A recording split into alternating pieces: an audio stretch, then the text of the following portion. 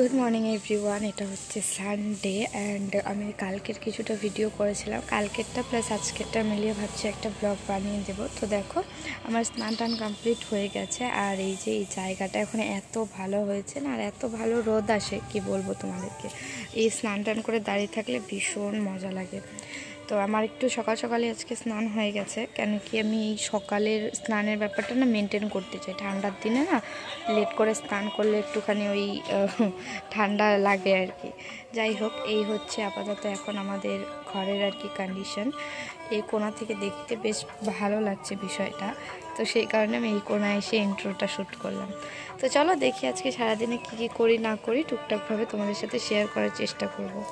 হ্যাঁ, এটা দুদিন মিলিয়েই একটা ভিডিও, আগের দিন আর পরের দিন, মানে 11 তারিখ আর 12 তারিখ মিলিয়ে। তো চলো ভিডিওটাকে স্টার্ট করা যাক।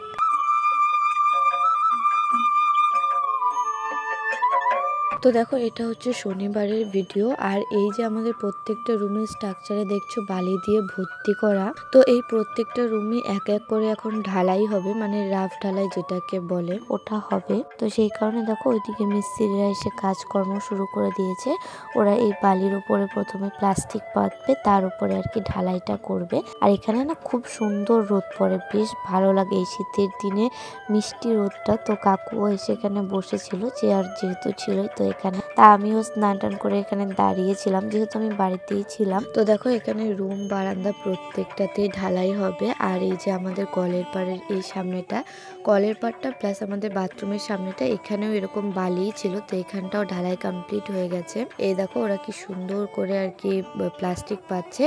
এই প্লাস্টিকের কাজের আগেও কিন্তু এখানে অনেক দিন কাজ হয়েছে, জলসাপল হয়েছে, তারপরে ওই দুরমুজ করা হয়েছে। সমস্তটা কমপ্লিট হওয়ার পরে এখন এরা প্লাস্টিক পেতে তার উপরে ঢালাইটা পড়বে। তো আজকেই হচ্ছে এই ঢালাইয়ের কাজের প্রথম দিন, দেখা যাক এই ঢালাইটা কমপ্লিট হতে কতদিন লাগে। আর এখানটায় দেখো, এখানটায়ও সিঁড়ি করা হয়ে গেছে। এই সিঁড়ির কাজ এইগুলো সব আগে হয়েছে। তো এগুলো আর তোমাদের সাথে শেয়ার করা হয়নি, তাই ভাবলাম এই ভিডিওটাতেই শেয়ার করে দিই।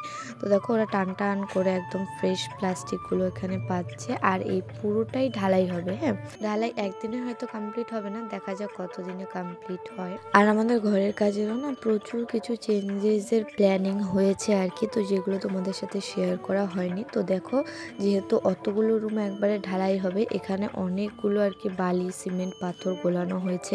এরকম আরও 4-5 বার গুলিয়েছে, তবে গিয়ে ওই একটা রুম কমপ্লিট হয়েছে। তো যেটা বলছিলাম তোমাদেরকে চেঞ্জেসের কথা, তো খুঁটি পুজোর দিন আমি তোমাদেরকে একরকম প্ল্যানিং বলেছিলাম। তো সেই প্ল্যানিংয়ের থেকে এখন প্ল্যানিংটা অনেকটা চেঞ্জ হয়েছে, যেগুলো আমি খুব শীঘ্রই তোমাদের সাথে শেয়ার করব। তো দেখো এই প্রথম রুমটাতে এটাতে প্লাস্টিক পাতা হয়ে গেছে, এটাতে এখন ওরা ওই মশলাগুলো বানানো হয়ে গেলে এনে এনে ঢালবে।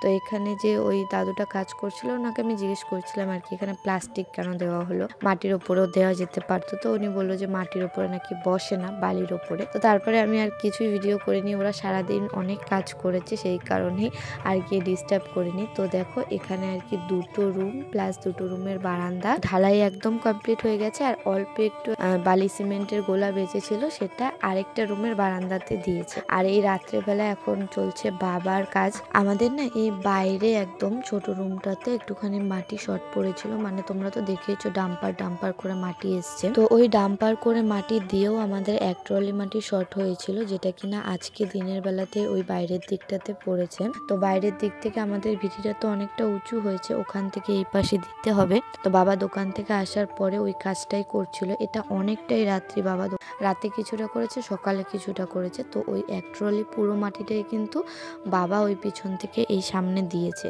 আসলে এই কাজগুলো না মানে রাজমিস্ত্রি যারা, তাদেরকে দিয়েও করানো যায়, বাট ওরা আর কি করতে গেলে এমনিতে তো এক্সট্রা পয়সা নেই, আর তার মধ্যে মাটির কাজ ওরা খুব একটা করতে চায় না। মানে এর আগে 1-2 দিন করানো হয়েছিল, তো ওরা মাটির কাজ করতে খুব প্রবলেম দেখায়, এটা ওটা সেটা বলে। তো সেই কারণে বাবা এগুলো নিজেই দিচ্ছে। সকাল আর রাত্রে মিলিয়ে বাবার একটুখানি খাটনি বেশি হয়ে গেছে, বাট বাবাই দিয়েছে। তো দেখো, তো এটা হচ্ছে নেক্সট ডে ভিডিও, তোমাদেরকে কলের পার সমস্ত কিছুই দেখালাম। বাট দেখো ওই যে আমাদের বাথরুমের দরজা, যেটা কিনা চেঞ্জ হয়েছে।